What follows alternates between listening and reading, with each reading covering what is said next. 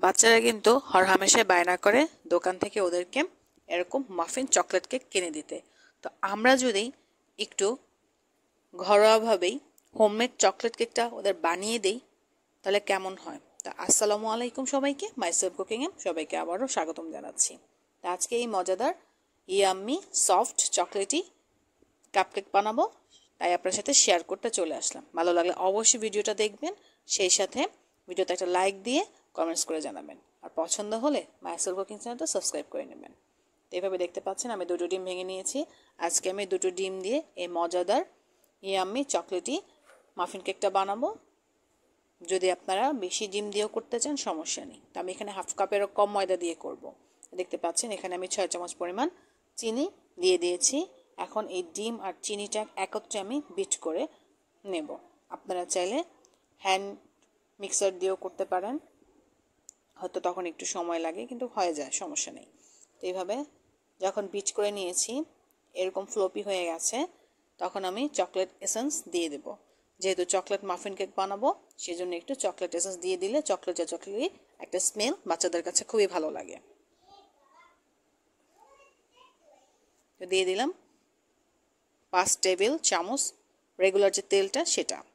এখন আমি তেলটা দেওয়ার পরে আবারও মিক্স করে নিচ্ছি বিট দিয়ে। তো এখানে আগে আমি চেলে নিয়েছি হাফ কাপেরও কম ময়দা। এখানে একটু কর্নফ্লাওয়ার দেখতে পাচ্ছেন, এই যে কর্নফ্লাওয়ার দিয়ে দিচ্ছি একটু। আমি এখানে কর্নফ্লাওয়ারটা দিয়েছি মাফিন কেক, আপনারা চাইলে স্কিপ করতে পারেন। তারপরে বেকিং পাউডারও দিয়ে দিচ্ছি পরিমাণ মতো, আর 1 চিমটি বেকিং সোডা আমি এর সাথে অ্যাড করব।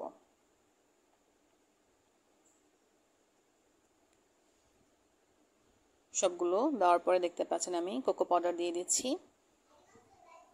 পুরো 1 চামচের মতো কোকো পাউডার আমি এর সাথে অ্যাড করেছি। একটা স্প্যাচুলার দিয়ে সুন্দর করে কেকের প্যাটার্নটাকে আমি মিক্স করে নিচ্ছি, যেন ভালো সুন্দর একটা কেকের প্যাটার্ন রেডি হয়ে যায়। মিক্স করার এক পর্যায়ে আমি একটু লিকুইড দুধ অ্যাড করব। আপনারা চাইলে এখানে গুঁড়ো দুধও দিতে পারেন, কোনো সমস্যা নেই।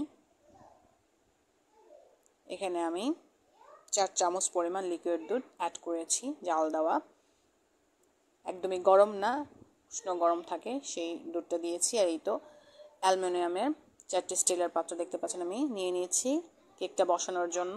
তো এভাবে দেখতে পাচ্ছেন তেল ব্রাশ করে একটু কাগজ দিয়ে আমি তেলটা ব্রাশ করে নিয়েছি। এখন দিয়ে দেওয়ার পরে মাঝামাঝি আমি একটু চকলেট গুঁড়ো করে নিয়েছিলাম সেটা দিয়ে দিচ্ছি। এতে ভিতরে যখন চকলেটটা একদম গলে যাবে, বাচ্চারা যখন মুখে দিবে কেকটা ওদের কাছে খুবই মজা লাগবে। উপর দিয়ে আবার একটু কেকের প্যাটার্ন দিয়ে সবগুলোই পাত্র আমি এইভাবে রেডি করে নিচ্ছি।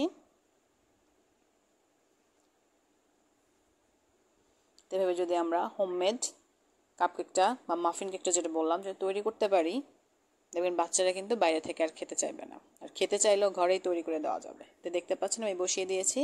আগে একদম হাই হিটে গরম করে রেখেছিলাম, সে পাত্রে বসিয়ে দিয়েছি। বাকি যেটুকু আমার কেকের প্যাটার্ন ছিল তা আমি এভাবে লম্বা একটা পাত্রে বসিয়ে দেব। এটা একদমই যে আমরা ব্রাউনি টাইপের হয়ে যাবে, তার জন্য আমি এভাবে বসিয়ে দিয়েছি। দুইভাবে ওদের কাছে আমি প্রেজেন্ট করেছি, খুবই মজা করে রাখিয়েছে। দেখতে পাচ্ছেন বাকি চকলেট যে ছিল সেটা আমি উপর দিয়ে এভাবে সুন্দর করে দিয়ে দিয়েছি।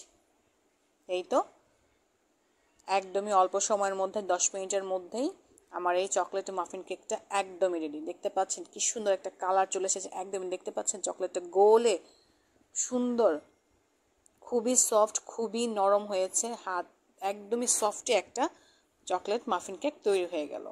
আমার ছেলে মেয়ে তো খুবই মজা করে খেয়েছে। তো আজকের এই হোমমেড চকলেট মাফিন কেকটা যদি আপনার কাছে ভালো লাগে থাকে অবশ্যই ভিডিওতে একটা লাইক দিয়ে দেবেন, আর আমার সাথেই থাকবেন সেটাই আশা করি। তো দেখতে পাচ্ছেন আমি যা তৈরি করি তাই আপনার সাথে শেয়ার করার চেষ্টা করি, আশা করি আপনার কাছে ভালো লাগবে।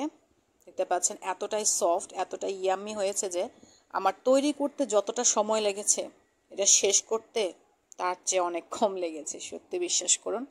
এই তো এই যে পরেরটুকু যে বসালাম একদমই মাফিন চকলেট কাপকেকের পরে যে এটা দেখতে পাচ্ছেন একদম ব্রাউনের মতো হয়েছে, খুবই সফট, খুবই ইয়াম্মি।